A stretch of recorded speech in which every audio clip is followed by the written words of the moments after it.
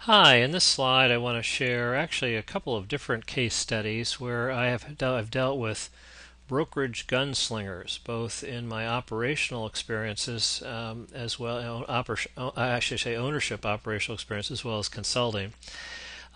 First of all, if we have the line item profit analytics math and we know when we're making money and when we're not, and we go look at guys that are just shipping huge amounts of stuff directly from the factory to the end user, I can split gunslingers into two categories.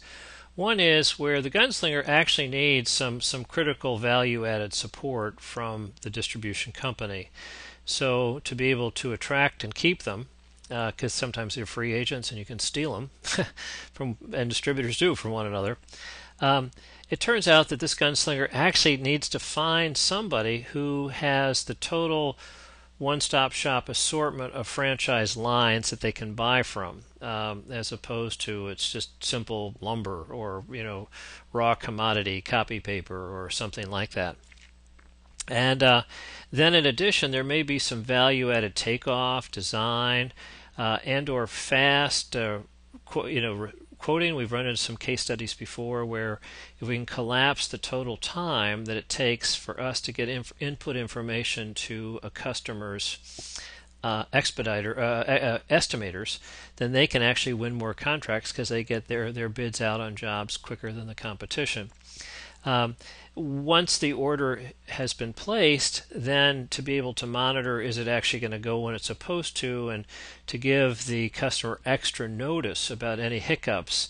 I call it proactive expediting. If that's that could be valuable when the downtime cost could be very big. Um, Clearly, we need to be brilliant at credit risk management because when you're working on $1 million orders or something huge and very thin margins, if there's a hiccup in just paying another 30 days, it can eat up all the profit as far as carrying costs, or certainly if they tapped out, it'd be a disaster. So for these kind of people, basically they get to do their straight commission thing, and you have to be very flexible on their creative entertainment option things with their buyers.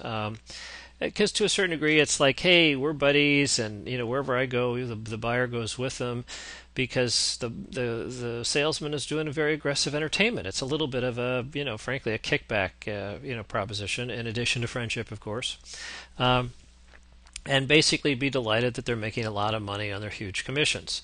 Now this is very, very different than somebody who's a broker who's only looking for a factory credit shield. In other words, factories say, well, why don't the factory sell direct? Well, they're selling big quantities of commodity stuff to sort of shaky kinds of customers that, during the next down cycle could have big write-offs. So if we can find a distributor who wants to be the credit shield, that's fantastic. But I've seen in specific case studies where these free agents kind of float around in big cities from different distributor, and they have negotiated so much of the margin in commission that when you really do the math, what's left over isn't sufficient to finance the receivable and also to take the risk of the receivable. Better to let them go to some other distributor who's just enamored with the tons, the volume. Oh my God, this makes me twice as big as I normally would be in sales volume, and my profits stay the same, and I have all this balance sheet risk. So I would say the morals of these stories are, if you have a shot at sort of being a new home for a gunslinger, if the bidding for them leaves low or no profit for the credit risk, then you just have to pass. If you have one of these guys on staff where you can land them and all the math, they're making good money, you're making good money, then don't mess around with their incentives. Just let them do their independent cowboy thing. Now, all other reps have to vary. I'm really just I get very frustrated when I hear distributors say, "Oh my, the sales force would not stand for that," as though a profitable gunslinger and a small order rocket roadster guy who's a total losing territory are one and the same. They're just not.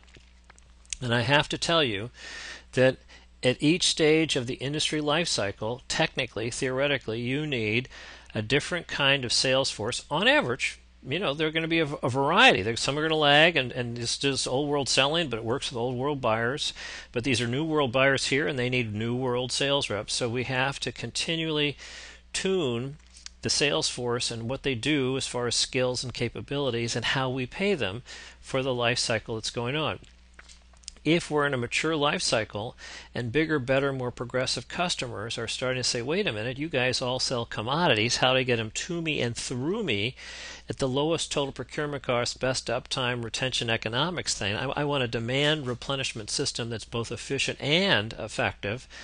Then we have to be able to meet that need. If we can't meet it, someone else will. So we have to be customer centric, not rep centric. So I don't want to hear from anybody, oh, well, the sales force wouldn't like that, as opposed to, wait a minute, let's split the sales force into little piles and realize each one's got a different selling context and maybe needs a different selling solution and a compensation plan.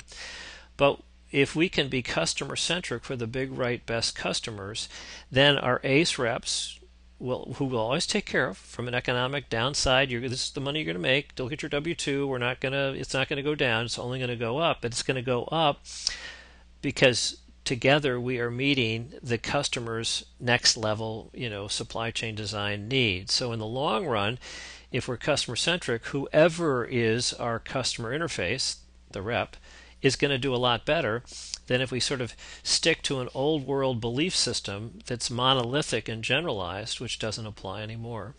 So, end of the story on gunslingers. Thank you.